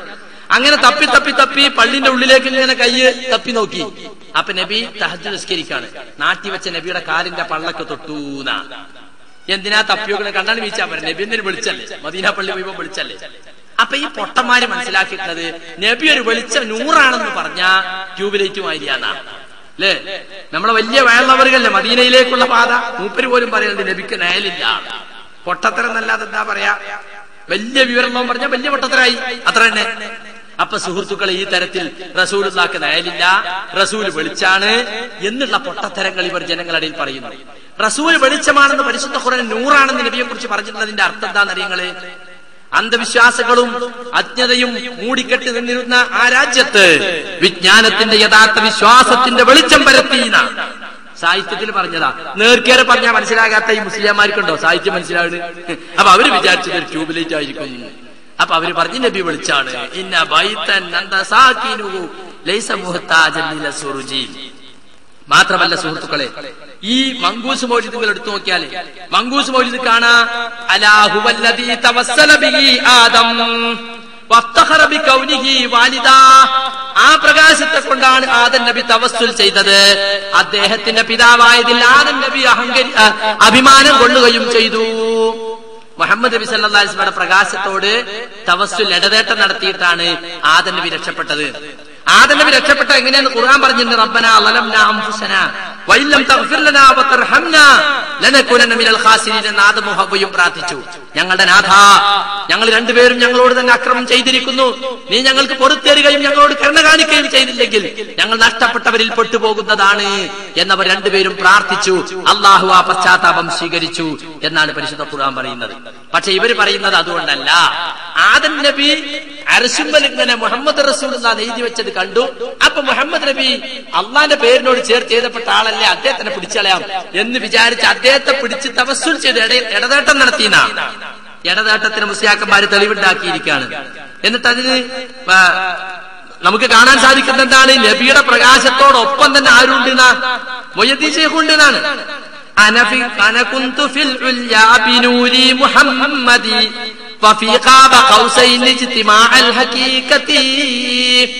ആദം നബിയെ പടക്കുന്നതിന് മുമ്പ് നബിന്റെ പ്രകാശം മാത്രമല്ല, മൊയ്യദ്ദീൻ ശൈഖ് ഉണ്ട്. നബിയുടെ പ്രകാശത്തിന്റെ കൂടെ ആ ഉന്നത സ്ഥാനങ്ങളിൽ ഞാനും ഉണ്ടായിരുന്നു. കാബ ഖൗസൈൻ എന്ന യഥാർത്ഥ സംഗമസ്ഥാനത്തും ഞാനുണ്ടായിരുന്നു. ആര്? ഞാന് മൊയ്യദ്ദീൻ ശൈഖ് ഉണ്ടായിരുന്നു. അപ്പൊ ലോകത്തെ പടച്ചിട്ടില്ല. അതിനു മുമ്പ് ആരുണ്ട്? മൊയ്യദ്ദീൻ ശൈഖ് ഉണ്ട്, അതുപോലെ തന്നെ ഫാത്തിമ ബീവി ഉണ്ട്, അലി ഉണ്ട്, ഹസൻ ഉണ്ട്, ഹുസൈൻ ഉണ്ട്, എല്ലാരും ഉണ്ട്. ലോകത്തോട്ട് പഠിച്ചിട്ടില്ല. ഇതെല്ലാം ഷിയായിസം അല്ലെങ്കിൽ പിന്നെ ഷിയായിസം എന്താണ്? അതുകൊണ്ടാണ് നിങ്ങളെ കേരള ഷിയാക്കൾ എന്ന് പറയുന്നത്. സമസ്ത കേരള സുന്നി യുവജന സംഘമല്ല, സമസ്ത കേരള ഷിയ യുവജന സംഘം എന്ന് ഞങ്ങൾ പറയാനുള്ള കാരണം അതാണ്. ഇനി കേട്ടോളൂ, നൂഹ് നബി രക്ഷപ്പെട്ടത് എങ്ങനെയാണ്?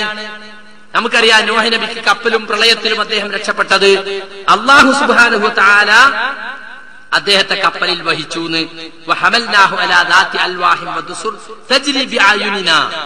നമ്മുടെ കൺമുമ്പിലൂടെ സഞ്ചരിക്കുന്ന ആ കപ്പലിൽ അദ്ദേഹത്തെ നാം വഹിച്ചു. അങ്ങനെയാണ് നാം അദ്ദേഹത്തെ രക്ഷപ്പെടുത്തിയത്. നൂഹ് നബിയും അദ്ദേഹത്തിന്റെ കൂടെ വിശ്വസിച്ചവരും അള്ളാഹുവിന്റെ പ്രത്യേക കാരുണ്യം കൊണ്ട് രക്ഷപ്പെട്ടതാണ്. പക്ഷെ മങ്കൂസിയരം പറഞ്ഞെന്താറിയോ?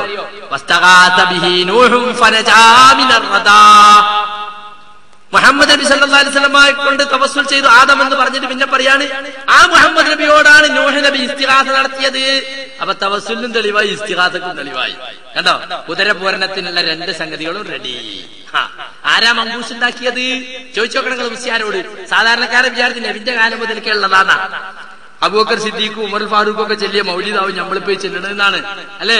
മുസല്ല വിരിച്ച് ഒന്നുണ്ടാക്കി വന്ന് നല്ല ചന്ദനത്തിരിയൊക്കെ കത്തിച്ചു വെച്ച് സുഗന്ധമൊക്കെ പൂശി ചെല്ലുന്ന സാധനല്ലേ? ആരുണ്ടാക്കിയത് അറിയോ? സൈനുദ്ദീൻ മഖ്ദൂം ഉണ്ടാക്കിയതാണത്രേ. ഇത്രേന്നാ എന്നാ ഉറപ്പില്ല. പണ്ട് പൊന്നാനിയിൽ കോളറ ബാധിച്ചു അത്രേ. അപ്പോൾ കോളറയിൽ ആളുകൾ മരിക്കാൻ തുടങ്ങിയത്രേ. അപ്പോൾ സൈനുദ്ദീൻ മഖ്ദൂമിനെ സമീപിച്ച് ആളുകൾ സങ്കടം പറഞ്ഞു അത്രേ. അപ്പോൾ അദ്ദേഹം മൗലീദ് രചിച്ചു കൊടുത്തു അത്രേ. എത്രേ ഒക്കെ എത്രയാണ്. ആദ്യം വാറോലേത് ആരുണ്ടാക്കിയത് അഡ്രസ് ഇല്ല. സൈനുദ്ദീൻ മഖ്ദൂം ആണെങ്കിൽ തന്നെ ഏത് സൈനുദ്ദീൻ മഖ്ദൂമാ? ഫത്ഹുൽ മുഈൻ ഉണ്ടാക്കിയ സൈനുദ്ദീൻ മഖ്ദൂം ആണോ? എങ്കിൽ അദ്ദേഹത്തിന്റെ ഗ്രന്ഥങ്ങളുടെ കൂട്ടത്തിൽ എവിടെയെങ്കിലും മങ്കൂസ് മൗലീദ് ഇതിന്റെ പേര് പറഞ്ഞോ? അതിന്റെ പേരിന്റെ തെറ്റാ. മങ്കൂസ് എന്നാണ് ശരിക്ക്, കേഫാണ്. അതോ അങ്ങനെ അതിൽ പറഞ്ഞിട്ടുണ്ട് എന്ത്? തനക്കസ്ത മഖ്ലൂബൻ ഫമാരാക കുല്ലനാ. ബിംബം മറിഞ്ഞു വീണ് റസൂൽ മരിച്ചപ്പോ അപ്പൊ എന്തുകൊണ്ടാക്കി മറിഞ്ഞു വീണെന്ന് അടുത്തൊരാൾ ചോദിച്ചു. മാത്രല്ല വാസ്ബഹത് അസ്നാമു ദുനിയാ കുല്ലുഹാ മങ്കൂസതൻ. ദുനിയാവിലുള്ള മുഴുവൻ ബിംബങ്ങളും വന്ന് തലകീഴായി മറിഞ്ഞു. അതാണ് മങ്കൂസ്, തലകീഴായി മറിഞ്ഞത്. ആ പേരതിനിട്ട്. അപ്പൊ ഏതോ ഒരു ബിരുദം ഇത് തലതിരിഞ്ഞ മൗലൂദ് ആളുകൾ വിചാരിക്കുള്ളൂ എന്ന് വിചാരിച്ചിട്ട് കാഫ് മാറ്റിട്ട് കാഫാക്കി. കേൾക്കുമ്പോ മങ്കൂസ്. സാധാരണക്കാരെ വിചാരം, മലയാളികളെ വിചാരം മണ്ണുകൊണ്ടുണ്ടാക്കിയ കൂസാണ്. മണ്ണെന്ന മൺകൂസ്, അത് അറബിയത്. മങ്കൂസ് തലതിരിഞ്ഞ മൗലൂദ് എന്നുള്ളതിനെ ഒരുത്തം ചെറിയ കൈക്രിയ നടത്തി ചുരുക്കപ്പെട്ട മൗലൂദ് നാക്കിയതാ. അതിലുള്ള കള്ളക്കഥ കണ്ടങ്ങള്. നൂഹ് നബി അല്ലാഹു രക്ഷിച്ചു എന്ന് ഖുർആൻ പറയുന്നു. എന്നാൽ നൂഹ് നബി മുഹമ്മദ് നബിയോട് സഹായം തേടിയിട്ടാണ് രക്ഷപ്പെട്ടത് എന്നാണ് ആര് പറയുന്നത്? മങ്കൂസുകാരൻ പറയുന്നത്. മാത്രല്ല മൊയ്യദ്ദീൻ ശൈഖിന്റെ ആള് പറഞ്ഞ കാര്യങ്ങള് അനകുന്തു മഅനൂഹിം ബി അഹ്ലാ സഫീനതി ബിഹാരം വ തൂഫാനൻ അലാ കഫി ഖുദ്റതി. ഞാൻ നൂഹ് നബിയുടെ കൂടെ ഉണ്ടായിരുന്നു. കപ്പലിന്റെ ഏറ്റവും ഉച്ചിയില് ആ കൊടിന്റെ തലപ്പത്ത് ഞാൻ ഉണ്ടായിരുന്നു. ആ പ്രളയത്തിലും ആ കടലിലുമൊക്കെ എന്റെ കൈപ്പത്തിയാകുന്ന കഴിവിന്മേലാണ് അദ്ദേഹം രക്ഷപ്പെട്ടത്. മൊയ്തീൻ ഷെയ്ഖ് ഉണ്ടായതുകൊണ്ടാണ് നോഹി നബി രക്ഷപ്പെട്ടത് എന്നാണ് മൊയ്തീൻ ഷെയ്ഖിന്റെ ആള് പറയുന്നത്. മങ്കൂസേരം പറയുന്നത് നമ്മൾ നബി ഉണ്ടായതുകൊണ്ടാണ്. അള്ള പറയും ഞാൻ രക്ഷപ്പെടുത്തിയാണ്. ഇതിലേതാ വിശ്വസിക്കല്? ഏത് സമാചാരമാണ് സത്യം ഖുറാഫി? 3 സത്യം വിശ്വസിച്ചാലേ ഖുറാഫി ആവുള്ളൂ. വൈരുദ്ധ്യങ്ങൾ കൂടി വിശ്വസിക്കണം എന്നാ സുഹൃത്തുക്കളെ ഖുർആൻ പറഞ്ഞത് നമുക്ക് വിശ്വസിക്കാൻ പറ്റുള്ളൂ. ഇത് ഏതൊക്കെയോ ആളുകൾ എഴുതി കൂട്ടി ഉണ്ടാക്കിയത് നമുക്ക് വിശ്വസിക്കേണ്ട യാതൊരു കാര്യമല്ല. ഇനിയും മങ്കൂസുകാരൻ തുടരുന്നു. വകാന ഫീ സുൽബി ഇബ്രാഹിം ഹീന ഉൽഖിയ ഫിന്നാർ. ഇബ്രാഹിം നബിയെ തീയിലിടുമ്പോൾ റസൂലുള്ളാഹി ഉണ്ടായിരുന്നു അദ്ദേഹത്തിന്റെ മുതുകിൽ. അതുകൊണ്ടാണ് ആ തീ അണഞ്ഞു പോയതും ഇബ്രാഹിം നബി രക്ഷപ്പെട്ടതും. അല്ലാഹു പറയുന്നെന്താ? ഖുൽനാ യാ നാറു കൂനി ബർദൻ വസലാമൻ അലാ ഇബ്രാഹിം. അല്ലാഹു പറയുന്നു, ഞാൻ തീയിനോട് പറഞ്ഞു, തീയേ നീ ഇബ്രാഹിമിന് തണുപ്പും രക്ഷയുമാകണം. അങ്ങനെ അള്ളാഹു പറഞ്ഞു. ഫാറാദൂ ബിഹി കൈദം ഫജഅൽനാഹുൽ അഖ്സരീൻ. അദ്ദേഹത്തെ കുറിച്ച് അവർ തന്ത്രം വിചാരിച്ചു, പക്ഷേ നമ്മൾ അവരെ പരാജയപ്പെടുത്തി. അള്ളാഹു രക്ഷപ്പെടുത്തി എന്നാണ് ഖുർആൻ പഠിപ്പിക്കുന്നത്. പക്ഷെ മങ്കൂസുകാരൻ പറയുന്നത് നബിയുടെ പ്രകാശം മുതുകിലുള്ളത് കൊണ്ടാണ് രക്ഷപ്പെട്ടത് എന്നാണ്. പക്ഷേ മൊയ്യദ്ദീൻ ഷെയ്ഖിന്റെ ആള് വിട്ടുകൊടുക്കുന്നില്ല. വകുന്തു മഅ ഇബ്രാഹിമ മുൽഖം ബിനാരിഹി വമാ ബാരിദൻ നീറാനു ഇല്ലാ ബിദഅവതി. ഇബ്രാഹിം നബിയെ തീയിലിടുമ്പോ ഞാനുണ്ടായിരുന്നു. ആ തീ തണുത്തു പോയത് എന്റെ പ്രാർത്ഥന കൊണ്ടാണ്. എങ്ങനെയുണ്ട്? അപ്പൊ ഇബ്രാഹിം നബി അലൈഹി സ്വലാത്തു വസ്സലാം രക്ഷപ്പെടുത്തിയത് മൊയ്തീൻ ഷെയ്ഖാണെന്നാണ് മൊയ്തീൻ ഷെയ്ഖിന്റെ ആള് പറയുന്നത്. ഇതാണ് വൈരുദ്ധ്യം എന്ന് പറയുന്നത്. ഇതൊക്കെ വിശ്വസിച്ചാലേ സുന്നിയാകുമെങ്കിൽ അത് സുന്നിയല്ല, അതൊരു തരം ചന്നിയാണ്. ആ ചന്നിക്കാണ് ഞങ്ങളിപ്പോ ചികിത്സിച്ചുകൊണ്ടിരിക്കുന്നത്. അത് പയ്യന്നൂരിൽ മാത്രമല്ല, ലോകത്തിന്റെ എല്ലാ ഭാഗത്തും സലഫികൾ ഈ ചന്നിക്കെതിരെ ചികിത്സിച്ചുകൊണ്ടിരിക്കുകയാണ്. ഇത് സുന്നിയല്ല, ചന്നിയാണ്. അതുകൊണ്ട് സുഹൃത്തുക്കളെ, ഈ മങ്കൂസിൽ എന്ന് മാത്രമല്ല, ഏത് മൗലിദിന്റെ കിതാബിലെടുത്ത് നോക്കിയാലും ഇതുപോലത്തെ മുഴുവൻ കള്ളക്കഥകളാണ്. ഇവിടെ പ്രസംഗിച്ച മുസ്ലിയാക്കന്മാര് പറഞ്ഞത് മൗലിദ് എന്ന് പറഞ്ഞാൽ ചരിത്രമാണ്, മൗലിദ് പാരായണം എന്ന് പറഞ്ഞാൽ ചരിത്ര പാരായണമാണ്. എന്നാൽ സുഹൃത്തുക്കളെ, ടി മുഹമ്മദ് മുസ്യാർ എന്ന് പറയുന്ന ഒരാൾ എഴുതിയ മങ്കൂസിന്റെ പരിഭാഷയിൽ അതിന്റെ മുഖവരയിൽ തന്നെ കാണുന്നത് ഗർഭം ധരിച്ചത് മുതൽ, നബി സല്ലല്ലാഹു അലൈഹി വസല്ലം ഗർഭം ധരിച്ചത് മുതൽ പ്രസവം വരെയുള്ള സംഗതികളല്ലാതെ ഈ മൗലിദിൽ യാതൊന്നുമില്ല എന്നാണ്. ചരിത്രം എന്ന് പറഞ്ഞ ഗർഭം ധരിച്ച മുതൽ പ്രസവിക്കുന്നത് വരെയാ. പ്രസവിച്ചിട്ട് ആ ചരിത്രം തുടങ്ങി തന്നെ. അയാൾ ഇത്രാം തീയതി ജനിച്ചു, അയാളെ വാപ്പാന്റെ പേരിനത് ഇന്ന സ്ഥലത്ത് ജനിച്ചു, നല്ല ചരിത്രം തുടങ്ങല്. ഇത് ഗർഭം ധരിച്ചത് മുതൽക്കാ. രജബ് 25 നബിനെ ഗർഭം ധരിച്ചതെന്നാണ്. ഇവര് പോയി നോക്കിയാൽ എന്ന് മാത്രമല്ല, രജബ് 25 ഗർഭം ധരിച്ചാന്ന് പറഞ്ഞ അപ്പൊ എത്രയായി? രജബ് കൂട്ടൂല, അതിന് 3 ദിവസമുള്ളൂ. ശഅബാൻ, റമളാൻ, ശവ്വാൽ, ദുൽഖഅദ്, ദുൽഹിജ്ജ, മുഹറം, സഫർ, റബീഉൽ അവ്വൽ. അപ്പൊ 8ാം മാസം പ്രസവിച്ച പൊട്ടനാണ് നബി. സുബ്ഹാനല്ലാഹ്. മാസം തികയാതെ ഞങ്ങളവിടേക്ക് ഈ കുരുത്തക്കടാറ്റിയ കുട്ടികൾ ചെക്കൻ എന്നാ മാസം തികയാതെ പെറ്റമാതിരി എന്ന് പറയുന്നുണ്ട്. അപ്പൊ അള്ളാന്റെ റസൂൽ 10 മാസം തികയാതെ പെറ്റെന്നാണ് ഈ മൗലൂദുകാർ പഠിപ്പിക്കുന്നത്. രജബ് 25 ഗർഭം ധരിച്ചത് എന്ന് മാത്രമല്ല, റസൂലുള്ളാഹി സ്വല്ലല്ലാഹു അലൈഹി വസല്ലം ഗർഭം ധരിച്ചപ്പോൾ 1ാമത്തെ മാസത്തിൽ ആമിന ബീവി ആദം നബിയെ കണ്ടു. അപ്പൊ ഗർഭം കാണാൻ വരാൻ തെളിവായി. 2ാമത്തേൽ ഇദ്രീസ് നബിയെ കണ്ടു. പിന്നെ നബിമാരുടെ വരവാണ്. പിന്നെ ജിബ്രീൽ, മീകായിൽ, സ്വർഗ സ്ത്രീകൾ എല്ലാം. എവിടുന്ന് കിട്ടിയതായി കൗതുക വാർത്തകളൊക്കെ? ഇതൊക്കെ ഹദീസിലുള്ളതാണോ? യഥാർത്ഥ ചരിത്രത്തിലുള്ളതാണോ? ഏതോ ചരിത്രങ്ങളിലൊക്കെ കള്ളക്കഥകളിൽ രേഖപ്പെടുത്തി വെച്ചിരിക്കുകയാണ്. ഒരു മുസ്ലിയാരി അടുത്ത് ചന്ദ്രികയിൽ എഴുതിയിരുന്നു, ബിദായ വന്നിഹായിലുണ്ട്. ബിദായ വന്നിഹായ ഖുർആനേറ്റ? ബിദായ വന്നിഹായിൽ ഇല്ലാത്ത ഒരുപാട് കഥകൾ, ചരിത്രങ്ങളുണ്ട്. ആ കാലത്ത് പ്രചരിപ്പിക്കപ്പെട്ടിരുന്ന കഥകൾ പലതും ഇബ്നു കസീർ അതിൽ എടുത്തു കൊടുത്തിട്ടുണ്ട്. അതൊക്കെ വിശ്വസിച്ചോളൂ, മുഴുങ്ങിക്കോളൂ എന്ന് അദ്ദേഹം പറഞ്ഞിട്ടില്ല. അതുകൊണ്ട് സുഹൃത്തുക്കളെ, ഈ തരത്തിലുള്ള ഒരുപാട് കള്ളക്കഥകൾ, ഈ കള്ളക്കഥകളെയൊക്കെ ന്യായീകരിക്കുകയാണ് ചെയ്യുന്നത്. ആമിന ബീവി റസൂലിനെ ഗർഭം ധരിച്ചപ്പോൾ പ്രസവ വേദന ഉണ്ടായിരുന്നില്ല. ഖുർആൻ പറഞ്ഞ എല്ലാ പെണ്ണുങ്ങൾക്കും വേദന ഉണ്ടാവുന്ന. ഗർഭം ധരിച്ചതും പ്രയാസപ്പെട്ടുകൊണ്ട്, പ്രസവിച്ചതും പ്രയാസപ്പെട്ടുകൊണ്ട് എന്നാണ്. എന്റെ ഉമ്മാക്ക് അത് ഉണ്ടായിരുന്നില്ല എന്ന് നബി പറഞ്ഞിട്ടുണ്ടെങ്കിൽ നമുക്ക് വിശ്വസിക്കാം. സഹിഹായ ഹദീസിൽ അങ്ങനെ വന്നിട്ടില്ല. എന്നിട്ട് വേദന ഇല്ലാതെ ഇങ്ങനെ നിൽക്കുകയാണ്. അവസാനം പേറ്റുനോവ് തുടങ്ങുന്ന എങ്ങനെ കേട്ടോ നിങ്ങള്? മങ്കൂസുകാരൻ പറയാ,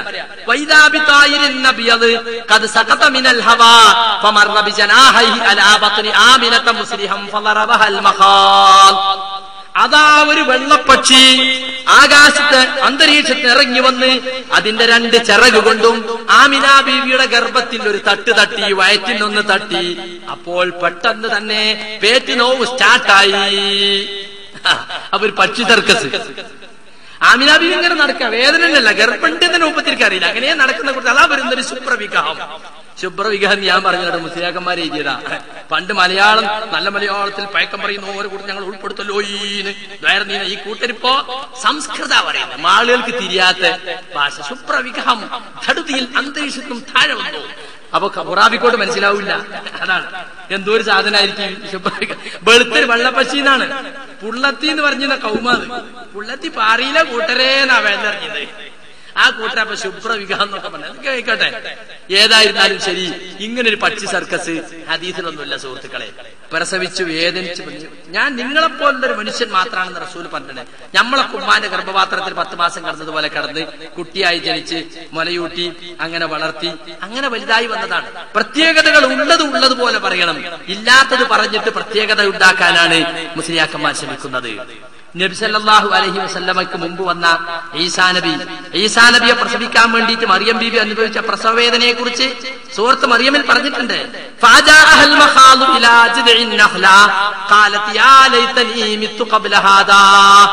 പ്രസവവേദന അവരെ ഈന്തപ്പന മരത്തിന്റെ ചോട്ടിലേക്ക് എത്തിച്ചു. അവിടെ വെച്ച് വേദന സഹിക്കവയ്യാതെ മറിയം ബീവി പറയാണ്, പടച്ചവനെ ഞാൻ മരിച്ചു പോയാ മതിയായിരുന്നതിനു മുമ്പ്, അത്ര വേദന ഉണ്ടായിരുന്നു. അപ്പൊ നബിമാരമ്മമാർക്കൊക്കെ വേദന ഉണ്ട് എന്നാ ഖുർആൻ പഠിപ്പിക്കണത്. ആമിന ബീവിക്ക് അങ്ങനെ വേദന ഇല്ലെങ്കിൽ നബി അത് പറയും, അത് പറഞ്ഞിട്ടില്ല.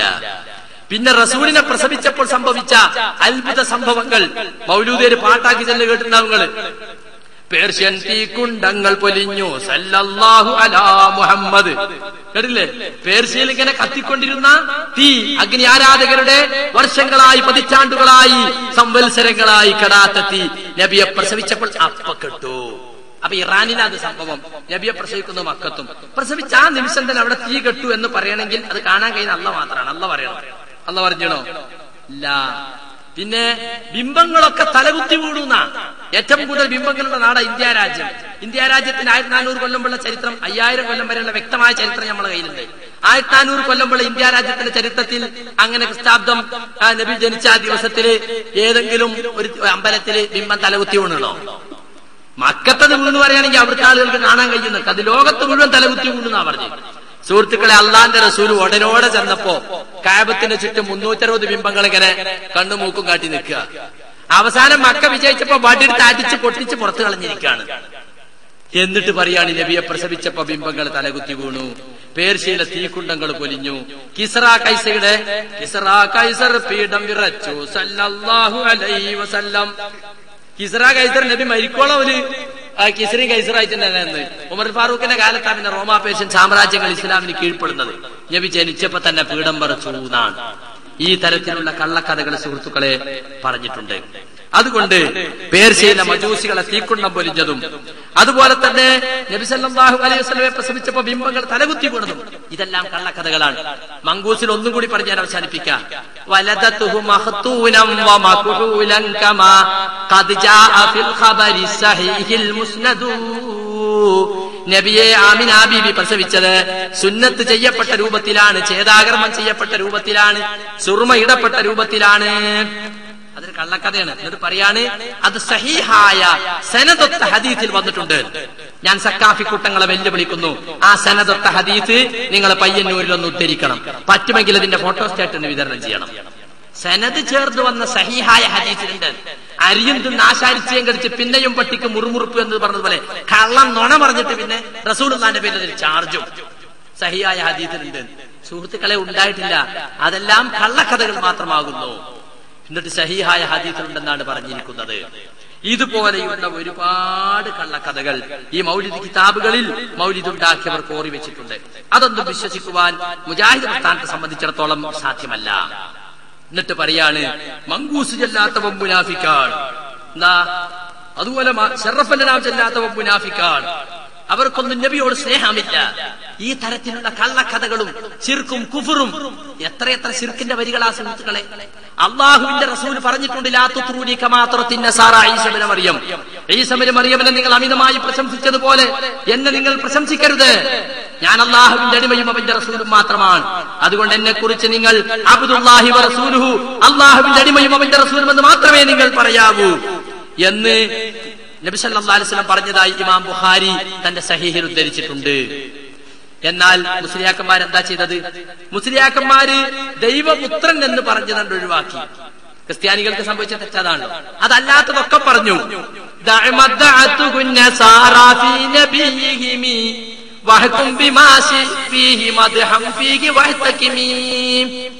നീ നസാറാക്കൾ തരുടെ നബിയെ കുറിച്ച് പറഞ്ഞതെല്ലാം നീ ഒഴിവാക്കിക്കാളാ.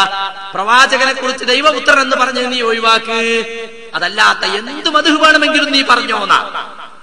എന്നിട്ട് മൂപ്പരന്റെ ബുർദക്കാരൻ തന്നെ, അത് ബുർദയിലുള്ളതാ, ബുർദക്കാരൻ അതിനൊരു സാമ്പിൾ, ഒരു മോഡലും കാണിച്ചു. എന്താ മോഡല്?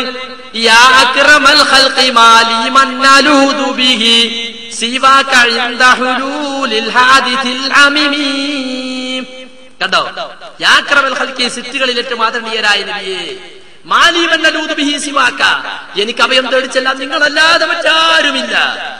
ആ മുസ്ലിങ്ങൾ പറയല്ലേ, സ്വാമി ശരണം ശരണം എന്റെ അയ്യപ്പ, സ്വാമി അല്ലാതൊരു ശരണമില്ല അയ്യപ്പ എന്നതുപോലെ നബി ഞങ്ങളല്ലാതെ എനിക്കൊരു ശരണം, അള്ളയും കൂടി ഇല്ല. എനിക്ക് അഭയം തേടിച്ചെല്ലാം ഞങ്ങളല്ലാതെ വേറെ ആരുമില്ല. ഇന്ദ ഹുലൂലിൽ ഹാദിസിൽ അമിമി, വ്യാപകമായ ആപത്തുകൾ വരുന്ന സന്ദർഭത്തിൽ എനിക്ക് നിങ്ങളല്ലാതെ മറ്റാരുമില്ല എന്ന് മാത്രമല്ല,